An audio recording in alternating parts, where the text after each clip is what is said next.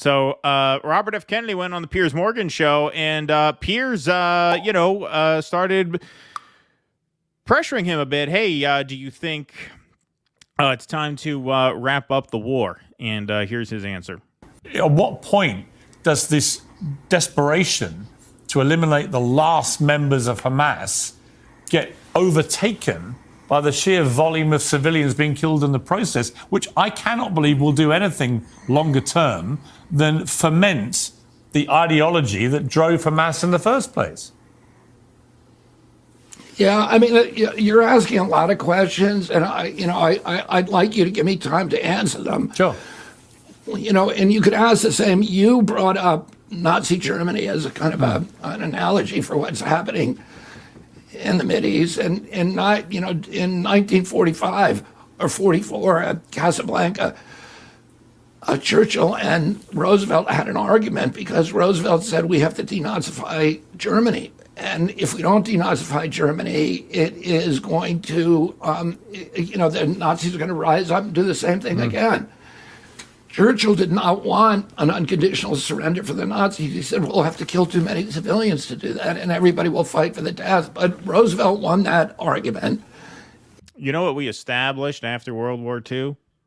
International law. That's what, like the UN, because we didn't want it to come to that ever again. So, like, we kind of established, okay, now we're going to have rules of war. We're going to have a United Nations.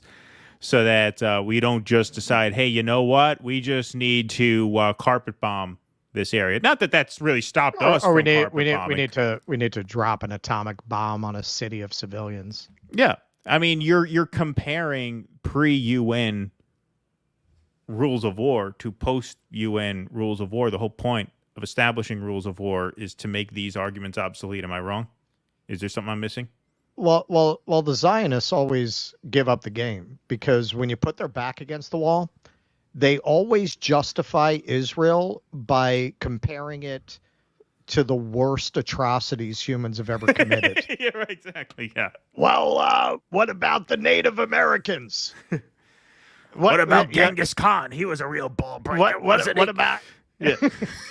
I hear everyone's descended from Genghis Khan. So what if a few IDF soldiers raped a few women? It's not like they're Genghis Khan. No, I just, in preparation for like a professional for our interview with Brie, I was doing my job. I looked at that Marianne interview again. And Marianne, she was such a dingbat in that interview. She, I forgot how stupid she came off. She actually says, there's this uncomfortable silence there. And she says, in Texas, a lot of people say it used to belong to Mexico. And you could say that. And Brianna's like, yes, you could say that. Like she said, like this, the most ridiculous idea in the world. This is where they always end up. Like they always subconsciously, they know this, even if not consciously, even if they're doing an Orwellian doublethink thing to compartmentalize that knowledge. They know this is a settler colonial state that has committed war crimes and atrocities against the native people, or they wouldn't keep making these comparisons. Now you're going back to the firebombing of Dresden, something that has always been held up as this horrible thing that we did during World War II. So you know that what Israel is doing is a crime against humanity, or you wouldn't keep comparing it to crimes against humanity. Of course. I mean, that's obvious. And, it is... It's the other point of this is when he starts making this comparison about, denazification of Germany. This comes right as Israel is not only putting graphics and videos on Twitter saying there are no innocent civilians in Gaza. Basically, they're running ads to that effect. Well, now what you're talking about is extermination. You're talking about basically wiping out a population, and this is as close as you could really come to saying, well, if that's what it comes to, that's what it comes to. We killed about 2 million Germans during World War II in order to get into Berlin and denazify it. Today, Germany is the richest country in Europe. It's one of the most powerful economies in the world. I think it's the fourth most powerful. I'm sure Gaza. Yeah, Gaza's on that same exact. It's on the same trajectory. Yeah, same exact thing. No difference there. No, hey, look, we killed 2 million Germans today. They're doing fine. Gaza, you got nothing to worry about. You got nothing to worry about. You'll be fine. Yeah, no. The Germans had also been occupied for 75 years and had their economy, infrastructure, and culture systematically destroyed. This is more like the Native Americans than it is like the Germans. Right. And nobody's scared of Germany because it's a peaceful country. And today, Hamas, which is authoritarian control hasn't won an election in 16 years of Gaza, is a corporate kleptocracy, and it's absolutely intent on one issue only: to just annihilate Israel and to kill all the Jews. And in their charter, Hamas has a provision that says it is against Islamic law to even negotiate with Israel except as a ruse.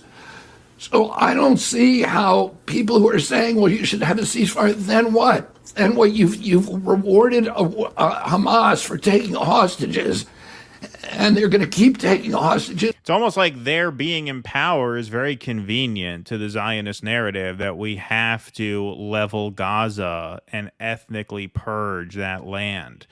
It's almost like it's very convenient that they're there, which is probably why you helped empower them. Not you, RFK. I mean, you, Israel, and Netanyahu.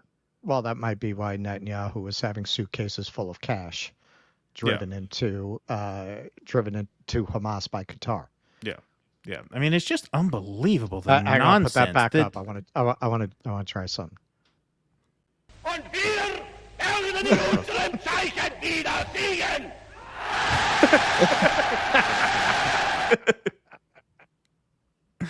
So we have a friend in this campaign. Let's send that clip to her. Yeah. Some workshopping on the fly there.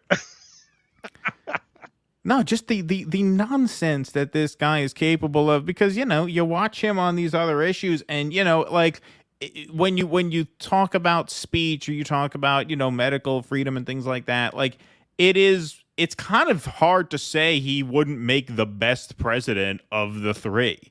But this is just so really sad, yeah. It's sad, and it's just so. It is just the level of idiocy there to compare the conduct of a pre-United Nations war. The whole point of the UN, the whole point of international law is to prevent these atrocities from happening moving forward. The idiocy of comparing one to the other, it's just mind-boggling. It's just mind-boggling. Like, I would expect that level of idiocy from Joe Biden. I would expect that level of idiocy from Trump. But like, when you have a guy who actually does have like thoughts in his head, to go there is just fucking unbelievable. It's really unbelievable. It is really, we're at the Mad Emperor stage, because all three of if you count him as somebody running for president, they're all mad. They're all mad. Yeah. Like you could see RFK 3 months into the gig going out onto the White House lawn dressed as Carmen Miranda and singing Mama Quiero. Exactly. Yeah, no, just really, really bizarre stuff. Please clap.